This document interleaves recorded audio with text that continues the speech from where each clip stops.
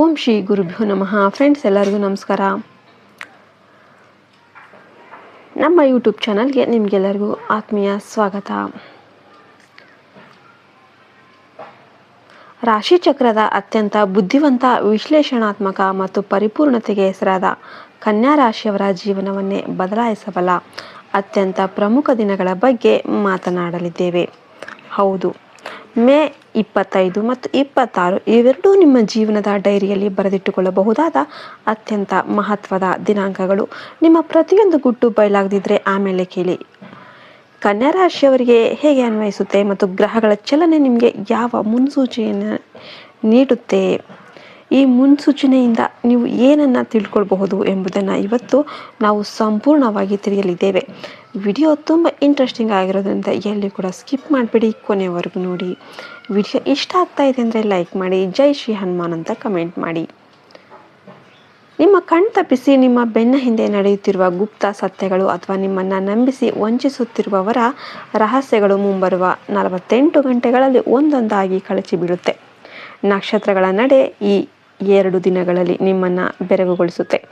ಈ ಸಮಯದಲ್ಲಿ ಗ್ರಹಗಳ ಸ್ಥಿತಿ ಮತ್ತು ಕನ್ಯಾ ರಾಶಿಯ ಪರಿಸ್ಥಿತಿಯನ್ನು ನೋಡುವುದಾದರೆ, ನಿಮ್ಮ ರಾಶ್ಯಾಧಿಪತಿಯಾದ ಬುಧ ಗ್ರಹ ಬುದ್ಧಿಶಕ್ತಿ, ವ್ಯಾಪಾರ ಮತ್ತು ತಾರ್ಕಿಕ ಸಾಮರ್ಥ್ಯದ ಸಂಕೇತ ಆಗಿದೆ. ಆದರೆ ಈ ಮೇ 25 ಮತ್ತು 26ರಂದು ಚಂದ್ರನ ಸಂಚಾರ ಹಾಗೂ ಶನಿ ಮಂಗಳರ ತೀಕ್ಷ್ಣ ದೃಷ್ಟಿಯಿಂದಾಗಿ ನಿಮ್ಮ ರಾಶಿಯ 10ನೇ ಮತ್ತು 9ನೇ ಮನೆಯ ಭಾಗಗಳ ಮೇಲೆ ಹಾಗೂ ಗುಪ್ತ ಶತ್ರುಗಳ ಸ್ಥಾನದ ಮೇಲೆ ತೀವ್ರ ಪ್ರಭಾವ ಉಂಟಾಗಲಿದೆ.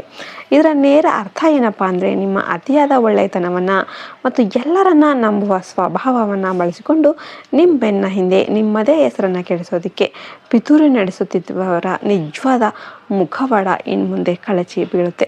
ಉದ್ಯೋಗ ಕ್ಷೇತ್ರದಲ್ಲಿ ಅಥವಾ ನಿಮ್ಮ ಸಾಮಾಜಿಕ ವಲಯದಲ್ಲಿ ಯಾರಾದರೂ ಡಬಲ್ ಗೇಮ್ ಮಾಡೋರು, ದ್ವಿಮುಖ ನೀತಿಯನ್ನು ಅನುಸರಿಸೋರು ಇದ್ದರೆ ಈ 48 ಗಂಟೆಗಳಲ್ಲಿ ಸತ್ಯ ಏನು ಅಂತ ನಿಮ್ಮ ಕಣ್ಣೆದುರಿಗೆ ಬರುತ್ತೆ.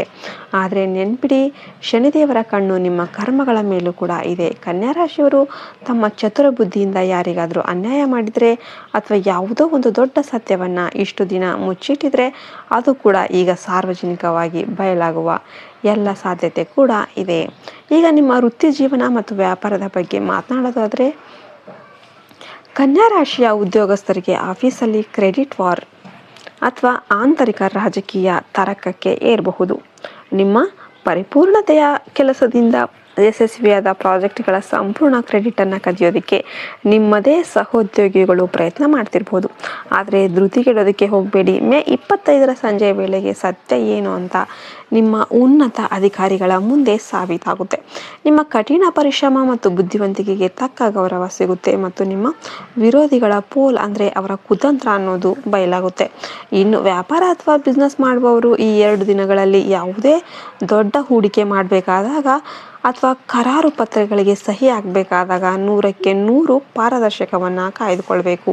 ಮೇ 26ರಂದು ಹಳೆಯ ಪಾಲುದಾರಿಕೆ ಅಥವಾ ಗುಪ್ತ ಆರ್ಥಿಕ ವಹಿವಾಟಿಗೆ ಸಂಬಂಧಿಸಿದ ರಹಸ್ಯವೊಂದು ಹೊರಬರೋದರಿಂದ ಉದ್ಯಮದಲ್ಲಿ ದೊಡ್ಡ ಬದಲಾವಣೆ ಉಂಟಾಗಬಹುದು. ಶಾರ್ಟ್ಕಟ್ ಅಥವಾ ಅತಿಯಾದ ಲಾಭದ ಆಸೆಗೆ ಬಿದ್ದು ಹಣ ತೊಡಗಿದ್ರೆ ಈ ಸಮಯದಲ್ಲಿ ಭಾರೀ ನಷ್ಟ ಅನುಭವಿಸಬೇಕಾಗುತ್ತೆ. ಎಚ್ಚರವಾಗಿರಿ. ಮುಂದಿನದಾಗಿ ಪ್ರೇಮ ಜೀವನ ಮತ್ತು ವೈವಾಹಿಕ ಜೀವನದ ಬಗ್ಗೆ ಹೇಳೋದಾದರೆ, ಕನ್ಯಾ ರಾಶಿಯವರ ಸಂಬಂಧಗಳ ವಿಷಯದಲ್ಲಿ ಈ 2 ದಿನಗಳು ಅತ್ಯಂತ ನಿರ್ಣಾಯಕ ಆಗಿರುತ್ತೆ.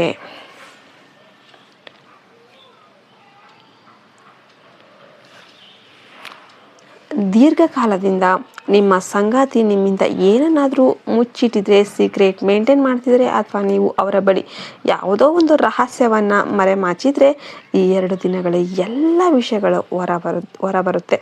ಹಾಲಿಗೆ ಹಾಲು, ನೀರಿಗೆ ನೀರು ಎಂಬಂತೆ ಪರಿಸ್ಥಿತಿ ಸ್ಪಷ್ಟವಾಗುತ್ತೆ.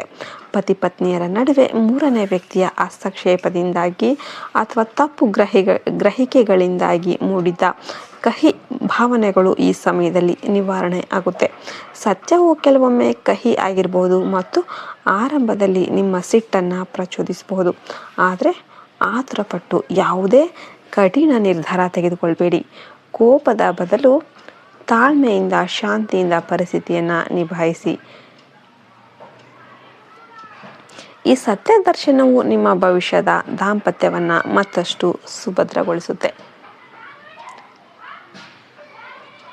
ಇಲ್ಲಿ ಏನಪ್ಪ ಇದು ಗುಟ್ಟು ಬಯಲಾಗೋದಂದರೆ ಏನು? ಇದು ಕೇವಲ ಬೇರೆಯವರ ರಹಸ್ಯಗಳಷ್ಟೇ ಅಲ್ಲ, ಇದು ನಿಮ್ಮ ಸ್ವಂತ ಆತ್ಮಾವಲೋಕನದ ಸಮಯ ಕೂಡ ಹೌದು. ನೀವು ದೀರ್ಘಕಾಲದಿಂದ ನಿಮ್ಮ ಆರೋಗ್ಯದ ನಿರ್ಲಕ್ಷ್ಯದ ವಿಷಯದಲ್ಲೋ ಅಥವಾ ನಿಮ್ಮ ಕೆಲವು ತಪ್ಪು ಅಭ್ಯಾಸಗಳ ಒಂದು ವಿಷಯದಲ್ಲೋ ನಿಮಗೆ ನೀವು ಸುಳ್ಳು ಹೇಳ್ಕೊಂಡು ಬಂದಿರ್ತೀರ,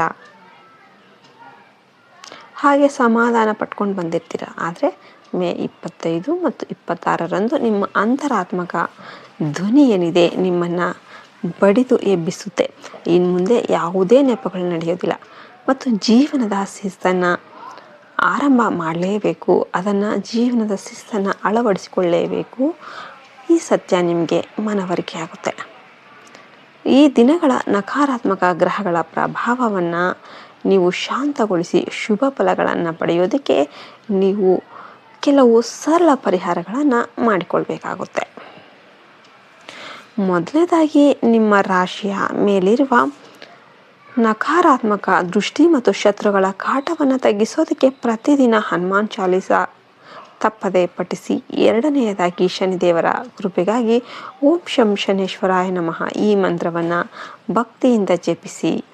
ಎಲ್ಲಕ್ಕಿಂತ ಮುಖ್ಯವಾಗಿ ಈ 2 ದಿನಗಳಲ್ಲಿ ಯಾವುದೇ ಕಾರಣಕ್ಕೂ ಕೂಡ ಸುಳ್ಳು ಹೇಳಬೇಡಿ ಮತ್ತು ಯಾರನ್ನು ಕೂಡ ನಂಬೋದಕ್ಕೆ ಹೋಗಬೇಡಿ.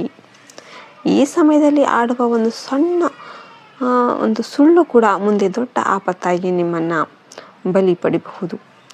ವಿಡಿಯೋ ಇಷ್ಟ ಆಯ್ತು ಅಂದರೆ ವಿಡಿಯೋಗೆ ಒಂದು ಲೈಕ್ ಕೊಟ್ಟು ಜೈ ಶ್ರೀರಾಮ್ ಅಂತ ಕಮೆಂಟ್ ಮಾಡಿ. ಜೈ ಹಿಂದ್, ಜೈ ಭಾರತ್ ಮಾತೆ, ಹರಿ ಓಂ ತತ್ಸತ್, ಸರ್ವೇ ಜನೋ ಸುಖಿನೋ ಭವಂತು.